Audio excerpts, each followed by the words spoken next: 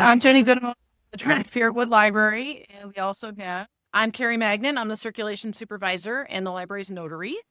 And yay.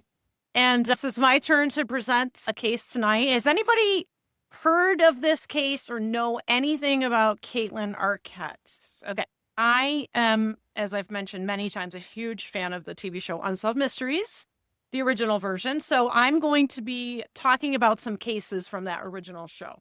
So this was her case was originally profiled on episode 18 of season 5 on January 27th, 1993. In case you're wondering, I've been watching it then. Yeah, it's funny. I looked it up on Wikipedia and there was no information on like the Nielsen rating or anything like that. And I was like, I wonder if it competed against the Super Bowl that year. But it did not, because the Super Bowl was like 4 days later or something. And that was also a Bills loss. So that was, yeah. So anyways, I think that was the final one. No, maybe that was. Like if people switched over to Unsolved Mysteries during Neil's. They're like, let's watch something more uplifting, like a murder. Yeah, exactly. What was the year? Do you know the years of? Figured you would. Am I right in saying? Say what? The years that the original Unsolved Mysteries aired. So there were 7 special. So tell me more. Okay. So Jenny usually sets me up with these, and then I'm like, I give her way too much information. So she's okay. I didn't really need to know all that. Yeah. So basically, aired from like 1987 to 2001, which is like a. Was Robert Stack? He was. So yes and no. Okay. So the very first Unsolved Mystery special was hosted by Raymond Burr, if you remember him from Perry Mason. And then the next 2 episodes, the next 2 specials were hosted by Carl Malden from like The Streets of San Francisco, if you remember that show, which I've been watching a lot lately, which is fantastic. Great 70s crime drama. No? Okay. And then in the episode 4 of the special, that was when Robert Stack came in, and he basically hosted it up until 2001. But he had a co-host. Yeah, so Virginia Madsen was a co-host with him for the last season. It was originally on NBC, and then it switched to CBS. And were they going to switch over to her as the host eventually? I don't know. Yes, he was sick by the end of the show. And you can tell if you watch any episodes from like the first 5 or 6 seasons, and then you watch something from the end, he lost a lot of weight. His voice had changed and just was getting older. Like pancreatic cancer? Something like that. Yeah. So anyways, so like I said, this was featured on season 5, episode 18. It was actually the 154th episode of Unsolved Mysteries. So here we go. We're going to jump right into the murder of Kaitlyn Arquette. Whoops. So Kaitlyn grew up in New Mexico. She was the youngest of 5 children. Her mother was married twice. She had 3 children with her first husband and then 2 children with her second husband. And Kaitlyn was the youngest child of all 5 children. Does anybody recognize her mother? Anybody know who that is? Who is that? Anybody recognize? Her last name is not Arquette. No. So that is her mom, who's since passed away, was the author, Lois Duncan, who wrote some YA kind of horror, thriller, supernatural. So one of the books she's probably most famous for was a book called I Know What You Did Last Summer, which was then made into a movie. And she wrote like YA books. Some of them were supernatural based. And she wrote these kinds of books up until her daughter was murdered. And then she could no longer write any type of book where there was like a female character protagonist who was in danger or was dealing with something really difficult. And she switched over to writing children's books, which I didn't bring any of her children's books, but she wrote one of probably her most famous children's book was called Hotel for Dogs. Anybody heard of that one or seen the movie? Okay. It was about a hotel for dogs. So anyways, it was popular. It was about, I don't want to give away too much of the plot, but it was about a hotel for dogs. And it was made into a movie. And she also wrote some nonfiction books, and I have 2 of them. And this one was really probably the thing that I used the most in getting ready for this.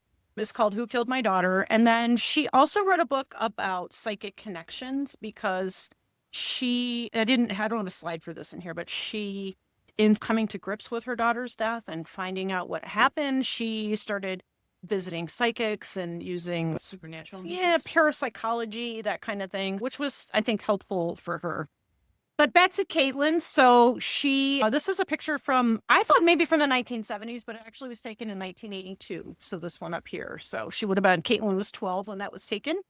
She graduated from high school in June of 1989, and she'd already been accepted into the University of New Mexico. She wanted to study medicine. She spent the summer of 1989 working at Pier 1 Imports. Is that still around? no. I don't know. Okay, so that doesn't exist anymore. Okay, and shortly before she graduated, she actually moved into an apartment with her boyfriend, he was from Vietnam, and I believe that his first name is pronounced Yoon. That's what I've seen, because we would say it and say it's probably his name is Doon, but I've seen it pronounced Yoon. So is that right? Anyways, okay. Anyways, so this is just a picture of Kaitlyn when she was a baby. So let's talk a little bit about her relationship with her boyfriend. They had been dating for about 18 months prior to her death, and they met at a local coffee shop in Albuquerque. And he was a refugee from Vietnam. He was one of the boat people that came here in the mid-70s. And he had a sister who owned an import shop in Orange County, and they had gone down to visit her at some point. I think in maybe the summer, sometime in the early 1989. But not everything was what it seemed. And they had only been living together for about a month before she started indicating to her mother that there were some issues with the relationship. She felt like her boyfriend's friends were constantly making fun of her. Like when they were around in the apartment that they shared, they were only speaking in Vietnamese, and they wouldn't speak English around her, and she felt like they were singling him out. And the night of her murder, she had gone to a friend's house for dinner, but stopped at her parents' house before she went to her friend's house and said, look, if he calls and is looking for me, just say you don't know where I am. And her mom really didn't want to lie. She felt uncomfortable about that. She's like, just tell him you don't know where I am. So she was going to her friend's house for dinner, and then was not going to go back to the apartment that night. She was going to come back to her parents' house and spend the night there. And so we'll talk a little about this later, but he did attempt suicide after her death, and we'll talk about that. But all right, so here's the accident. So Sunday, July 16th, 1989, she was visiting a friend. She was returning home to her parents' house. I don't know if this is going to show up, but she was driving Lois Boulevard, right at Lomas and Broadway. She was hit by gunfire near that intersection, and after being hit by gunfire, her car traveled across the street and into a utility pole. And this is actually her car where it hit the. So that night, right before midnight, Lois and her husband get a call from the emergency room at the University of New Mexico Hospital. This is actually the hospital. That's a picture from like 1981. So that was, I don't know if it was still, I don't think it still looks the same, but they weren't told a whole lot about her injuries, but they just said, you need to get down to the hospital right now. And she had been shot twice, once in the cheek and once in the head. And she was on life support when they got there. They got all of the kids there to see her. And then she was pronounced dead. But she was an organ donor. And so some of her organs went on to help other people. How old was she? She was 18. Yeah. And her boyfriend, I forgot to mention this, her boyfriend was 8 years older than her. So she was 17 when they met, and he was 25. Right. She lied to her parents about his age. She said that he was only 4 years older than her because she knew her parents would never let her date somebody who was that much older than her. So immediately after the murder, the investigation begins.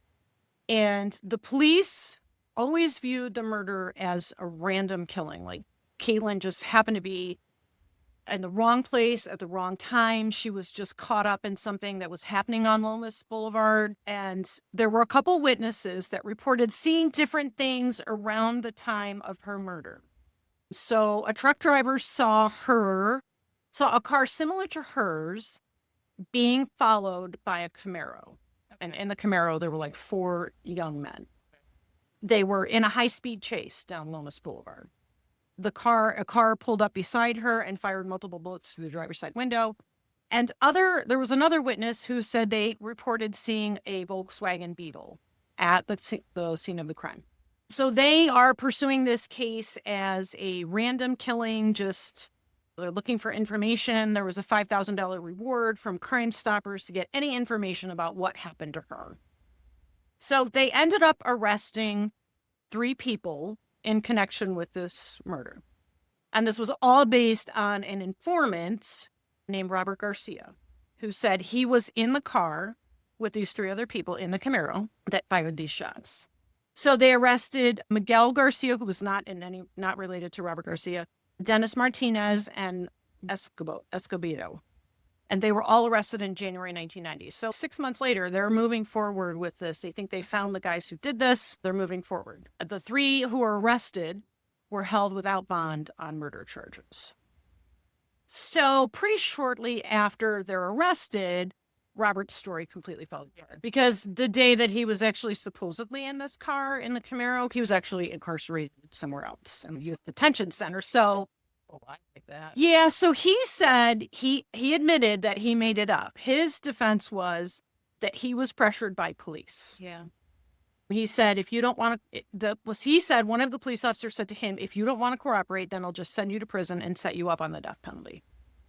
So he's fine.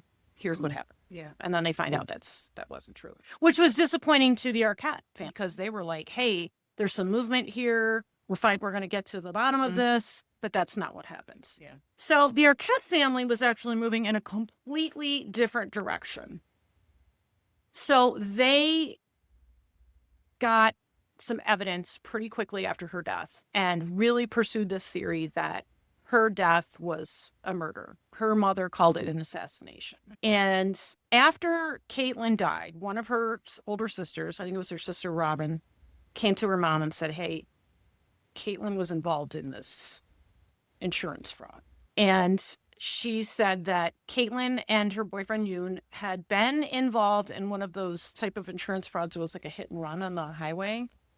And they were working with a paralegal in Orange County, California, who was like running this whole insurance fraud. They were just a small part of it. So they would rent cars and then get into an accident with another car that was predetermined. And then they would all claim like soft tissue injuries or back injuries or something. And so they pretty quickly discovered that one of the cars that was used in an accident was actually rented by Kaitlyn using her parents' credit card. Okay. So Yoon because Kaitlyn's family is really pursuing this case involving the insurance fraud, he's interviewed by the police multiple times. And he says that, yes, we were involved in this thing, but Kaitlyn's involvement was only renting this. But then police investigating this discovered that she was actually driving the car when this accident. So it's difficult to talk about because I don't want to. Yeah. No. Yeah, exactly. At the same time, she was what, 17? She would have been 17, 18. Yeah. Getting caught up in something. Yeah, I think she was maybe felt pressure from her boyfriend. Probably. Yeah. So they were both paid $1,500 for their involvement in this one particular incident. And that was the money they used to rent the apartment that they were living in. And it turns out that I mentioned sister, she did not exist. They made her up. They said, oh, we're going to go visit his sister in California. We're going to go to Disneyland. We're going to do all these fun things. That was a total fabrication. They made her up. That was the story they used to get to California to commit these crimes. This was, I think, shocking to the family to find out that this was happening. So they presented some further evidence to support their case. So on the night of Kaitlyn's murder, so Kaitlyn's at her friend's house, then she's driving to her parents' house, and her boyfriend was out with friends. That was what he said. They were playing pool and having drinks and hanging out. But somebody was actually in their apartment making phone calls, because way back in the day, you would get like a phone bill. Is that still a thing? I don't even know if that's still a thing. I was telling my kids one night, I was like, yeah, when I was growing up, we waited until after 7 o'clock to call people because it was cheaper. And they were looked at me like I had 3 heads. They're like, why would you do that? Yeah. It's like the rates went down after some, right? Isn't that okay? Yeah, So they get rollover. Yeah, rollover minutes. Yeah, exactly. So 3 nights and weekends. Exactly. Yes. Yeah. Just totally different world back then. So these were the calls that were actually made from their apartment to, as it turns out, the paralegal who was involved with the insurance fraud.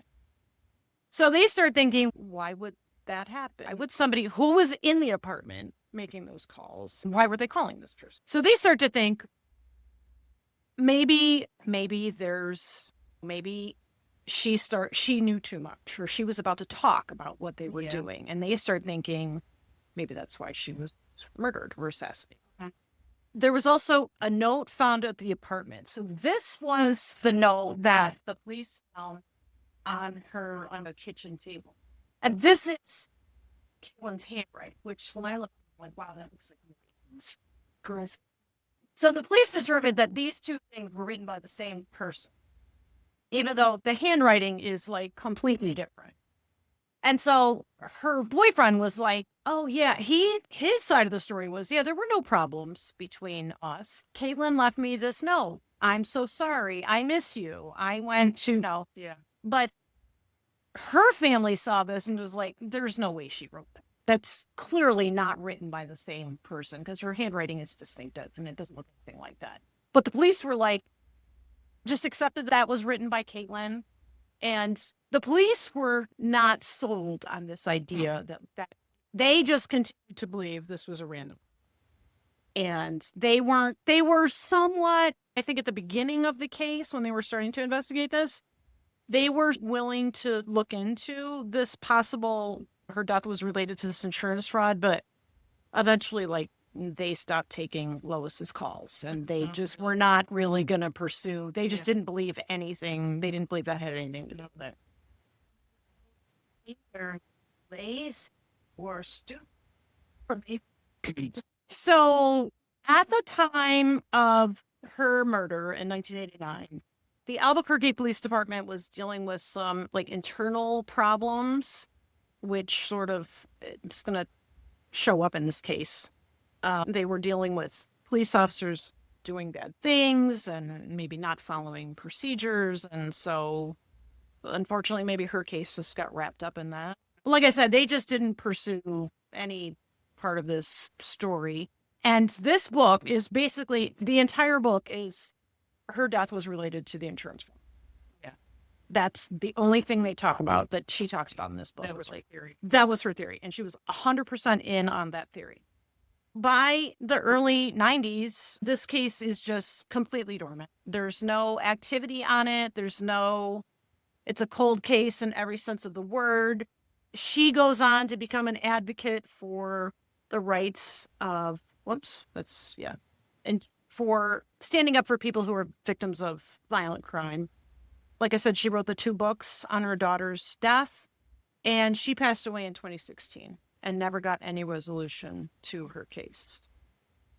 So, in 2021, Paul Apodaca, who was actually at the crime scene, he was the first person the police talked to at the crime scene, was standing next to her car, admitted to the crime. And when they went back to look at the notes from the police officers, they had his name down, they had his contact information down. He drove a VW Bug, but nobody followed up with him. And he is a bad guy in every sense of the word. He was committing other crimes. In the 90s, he raped his stepsister because his brother was in prison and he wanted to support his brother. So he's like, hey, you know what I should do? I should commit a terrible crime so they'll send me to jail too, which is what he did. He also murdered 2 other women in the late 80s. He confessed to, in connection to confessing to the killing of, I think it was Stella Gonzalez, who was 13 years old. He also pled guilty to killing a University of New Mexico student, a 21-year-old named Althea Oakley, who was murdered in 1988, and also admitted to killing Kaitlyn Arquette. So what came first? Was he in jail first or to her murder? He had beaten up his girlfriends. He's just a terrible human being. You talk about these criminals that are they're just career criminals, just career awful human beings. So he had beaten up his girlfriends and maybe stolen her car or something, and then was going to be charged with that. And then maybe he had a moment where he was like, I might as well just confess to all these other crimes. And there's evidence that ties him to these crimes. And he knew things about Kaitlyn Arquette's murder that were not released to the public. And actually, what forensic evidence in the mid to late 2010s indicated was that there was something happened to Kaitlyn's car that forced her off the road. And then she was shot. She was not shot Really? while she was driving because there was like evidence that her car, there was damage to her bumper or the side of her vehicle. So that driver who saw somebody or her being chased might have been true. They just had the wrong car. It wasn't a Camaro. It was probably this VW Bug. So Into her. yeah, I think he knocked into her and then she maybe lost control of her vehicle. She goes off the road, runs into the utility pole, and then he gets out of the car and he shoots her twice. And then the police show up and he's standing right there by the car. And then 30 years later, he admits to it, which is really awful because you think about Lois Duncan went 30 years. She got no resolution to her daughter's murder. And so there was this quote from one of her sisters said, how awful it was. She said this at her sentencing and how awful it was to see her in the hospital. She's obviously traumatically, fatally wounded. But she also said something else interesting. It was basically like after my sister's death, my mother focused all of her time on her daughter that died, on Kaitlyn, and she wasn't able to be present for any of the rest of us, for our children or our grandchildren, because this case and this death just completely consumed her life, which is completely understandable. So anyways, he was sentenced last year, January 2024. So 35 years after the crime, he was finally sentenced to 40. I think he got 61 years, but 45 of them had to be served in prison. But I'm like, he's 50, so he's 55, I think. He'd be 100 before he'd be able to get out. What about for the other murders that he did? That's all part of it. Yeah. And then, so Unsolved Mysteries we'll put on updates to cases where there's been a resolution like 30, 40, 50 years later. And so it was nice to see this, that he confessed and he's off to prison. This one's kind of short because this is my last slide here. So I just thought this was a great quote that the Albuquerque Police Department gave. And I think it was a reckoning for them that this family and other families, not just her family, but these other families of these murdered people had gone this long without a resolution to their cases. And justice finally caught up with him, and Kaitlyn's family can be at peace a little bit more. I think confess there's no way that this might have gone unsolved forever. Yeah. So I don't know. I don't know if it's because he was arrested for these other crimes, and maybe I'm ready to just get all of this off my conscience and just admit to all of it. I'm glad he did. I wish the police had. Obviously, it's easy to look at it in hindsight, right? And be like, why didn't the police? Wouldn't you think that you would want to interview more of the guy who's standing right next to the crime scene like that? Yeah, it's easy to look at. No one's stupid to stand. He was. I know. What was the goal? When they looked in his car, they took down his contact information and he drove away, and they never followed up with him. So was there more than to the suicide attempt? Yes. So he attempts suicide, and that was another thing that really made Lois Duncan think that there's something related to that, because it was like a week after she died, he stabs himself in the stomach. Yeah, pretty gruesome. And so Lois is finding out, and her husband, Don, they're finding out all these things about what Kaitlyn was actually involved in, and this boyfriend's involvement with this paralegal that's in the Vietnamese community, and they're committing these crimes. Yeah. And she goes to him in the hospital because they had a good relationship. It wasn't so good after her death, obviously, and she goes to him and if you know anything about this, you need to say something. You know what happened. And he said to her, I'm still deciding if I want to say anything. Yeah, so that was another thing that made the family think. I know. Just once he had some kind of contact with that guy, he sucked him in. I think he was sucked in. I think the friend that made these calls sucked Yoon into this whole insurance fraud. It was a way to make easy money. It was dangerous. You're involved in those hit-and-run accidents. So is he referring to the insurance fraud, or was he referring to her death? Not clear. Lois took it as he's deciding about whether or not to come clean that her murder was related to the insurance fraud. That's how she took it. And again, that's why it was hard to talk about this, because this entire book was written based on her theory that the insurance fraud had something to do with his death or her death, and it really had nothing to do with her. So, I don't know. I was not able to find any information about him. And Nguyen, his last name is like one of the most popular names. Yeah. What is it? That's Nguyen. Okay. So that was like, it was hard to find anything about him. I believe all of her siblings are still alive. And I think her father is still alive too. I was not able to find anything about him, but there's no obituary for him. And her siblings were all alive as of her mother's death in 2016. So it was like years ago. Yeah. So that's basically how old was she when she was 82. Okay. Yeah. She was living in Florida. She and her husband were living in Florida. She was living at like a retirement community. And I believe she had been ill, maybe had some strokes or something like that. But was still writing, still publishing books up into the 2000s. And no more thrillers, definitely like positive children's books, which was another thing that helped her deal with her daughter's death. Yeah. So yeah, this was a hard one. It is, yeah.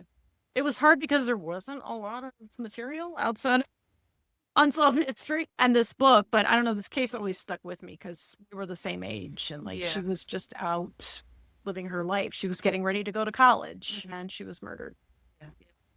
You mentioned something about the mother believed in mediums. Yes. So she was encouraged by her daughter Robin to visit a psychic after Kaitlyn's death, and got a lot of positive. She felt very positive about what the psychic was telling her, and was really pushing her down this road of the insurance fraud. Although there's some transcripts in here about what the psychic says. To me, it seemed generic, but again, this was something that was really helping her deal with this absolutely traumatic events. And like, if that was helping her, then that's a good thing. And she, again, always had an interest in mediums, psychics, that kind of thing, and wrote a book with this guy named William Roll, who, if you watch Unsolved Mysteries, he's also been on. Yeah. He was on there. I think he's passed away, but he was involved in episodes where they had like a haunting on the Queen Mary and other like ghost sightings, things like that. So he's an expert in parapsychology. Anyway, I didn't really get a chance to read this one, but all of these books are available in the OWL system, which is one of the great things about researching cases like this, is there's all these materials. And I'm sure that I probably read some of these Lois Duncan YA books. I just remember thinking I probably went to the middle school library in Newark and checked one of these out or something. And, you know, yeah, I mean, they were scary this might have been the one I actually checked out. This is probably from, probably. This is from 1971. No, it's from Red Creek. It was published in 1871. Yeah, I know. Yeah. So her mother actually is a really interesting person. She was a writer for most of her life. She started writing for what they call like pulp magazines back in the 50s. She grew up, actually, her parents were like circus performers, which I thought was. I know, right? I was like, well, that's weird, but also interesting. And she just became like a passionate advocate. I'm sure she knew about clowns. She might have, yeah. She might have, yeah. She grew up in New York City and married her first husband. I think she was married her first husband when she was still in college, and that marriage didn't work out. And then she took her 3 kids and moved to New Mexico, and that was where she met her second husband. Yeah, her second husband was like an engineer and just a straightforward kind of guy. And she's this creative type who's like writing and doing these things. And so I was glad to know a little bit more about her too. And she just never stopped fighting to get the answers about what happened to her daughter. And I'm just really sad that she passed away before she was able to get that resolution. Mm-hmm. But her children all say that she was definitely like watching them when they all went to testify at his sentencing hearing. Like, they felt like she was there with them, and she was happy that there was a resolution. So that's basically it. That's the murder of Kaitlyn Arquette. Anybody have any questions? Yes. Yeah. Filler. Could he have been possible? Although I don't think they found any connections between him and the Vietnamese community. I think he just saw Kaitlyn driving this red car and was like, yeah, obsessed with her, saw her. And I mean, the police were right. This was really a random killing. So I don't know. It's just, they were right all along. Yeah. I just wish they had followed up with that guy sooner and stopped some of these other crimes. He just has been committing crimes for his entire adult life. You wonder too if Lois Duncan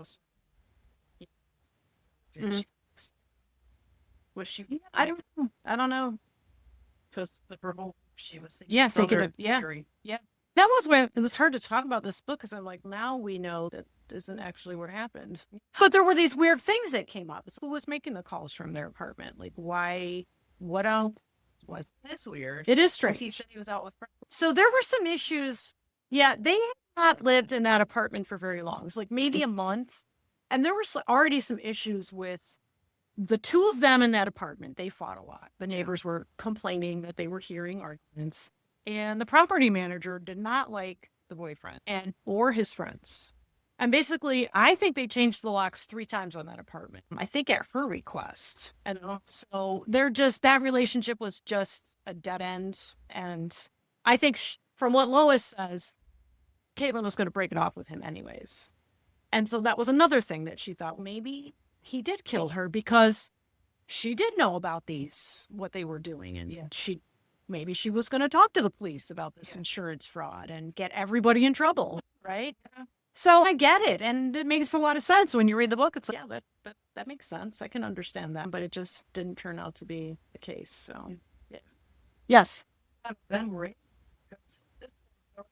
Yeah. Yeah. But stop it. Yeah. Yeah. Interaction with. Could have been. Yeah. Could have been foul. Yeah. Yeah. Yeah. And it's interesting because at one of the family has been interviewed like multiple times, like newspapers and TV shows after he was initially confessed to committing the crimes. And one of the sisters was like, this guy just looked like a normal average guy. You wouldn't even think that he was what they call a serial killer. He had killed multiple people. So maybe that's true. Maybe she's 18, she's hanging out in Albuquerque, she's going out, she's going to coffee shops or doing whatever, working at the store. Maybe he did run into her, and maybe he was like obsessed with her, saw her. He never gave her a reason. Up the throat. Those guys ever prosecuted? I don't think so. No, I don't think so. Not that I know of, which is crazy because I think it was a big moneymaker. I remember hearing about that like in the 80s, 90s, like they were creating these hit and runs on like, I don't know, interstates or whatever, streets or whatever. And then you could claim you just had these, oh, my back hurts. Okay. Yeah. Then you submit an insurance claim, then you get the money for that. And the car accident, you get paid for that. And anyways, yeah. But there's more in the story. I do too. There's just not a lot of resources there about this. Yeah. The Mysteries was pretty accurate in what they reported. So there was a lot of research. No, I lied. So they interviewed both the police department and Lois. Lois was featured prominently in the Unsolved Mysteries, obviously, because she talked a lot about it, and she talked about the death and her involvement in the fraud. But the police just never really thought that was a viable answer to what happened, and just let that go. They did interview him. They interviewed Yoon multiple times. Nothing came of that, and I don't know where he is today. I have no idea. Wasn't able to find anything about that either. Actually, I read this blog post, and they came to, this was written in maybe mid-2010s, and they'd said the same thing. It was definitely related to the insurance fraud. This blog post that I read. So there's a lot of blog posts out there where people will investigate a crime. It's too clean. I know. Usually the simplest answer is usually correct. Yeah. It's just... I think I would maybe still think there was something about the insurance fraud if the guy who confessed to the crime was not also in the police reports. Like, they wrote his name down. Yeah. So he was there. Why would he, if he was somehow linked to the boyfriend, why would he not pull him in? Exactly. Why would he just hit? I don't know. And from what the Lois says, the boyfriend was absolutely distraught over her death. He just was like, tried to kill himself because he was so upset about her being gone. that was convicted being in prison. Doesn't he? Which is also weird. So Yeah, he. why confess to stuff Yeah, I don't know. in prison for the rest of your life? Yeah, I don't know. Maybe there are people like that. I don't know. Wouldn't be. What great was driving one of the vehicles. So to Yeah. be like one involved, please also there is just said nothing that weird. It was triggered. Yeah, again, what I read about the Albuquerque Police Department in the 80s was they just were having all kinds of issues. And maybe that just was just a complete oversight. Nobody bothered to follow up with this guy. And he went on to commit other horrible crimes. He's just a terrible person. But it is nice to see this particular episode was rerun for I don't know how many years with no update. And Yeah. finally, And you know things about the crime. he admitted to things that only the police knew. And then I actually think Lois knew about this guy and maybe thought he also might have had something to do with it, but still was pursuing this. And She come out and say in her book the boyfriend was murdered or I don't think something to he, do with it. yeah, I think I don't know if she came out and said that, but she definitely believed it. She Yeah. definitely was like, he knows more than he's saying. He told me he was deciding about whether or not to talk about it. She firmly believed that he had something to do with it. She held him responsible for her daughter's death. But it's great that this case was solved, but it's disappointing that she wasn't able to see it Yeah. because she had devoted so much of her time to finding not only her daughter's murder, but like supporting all families and victims of violent crimes like that. So that was the murder of Kaitlyn Arquette. Any other questions or thoughts or? So all of these books are available in the Owl System if anybody would like to read them. I don't know. Maybe I'll take one of these on vacation. See if you remember it.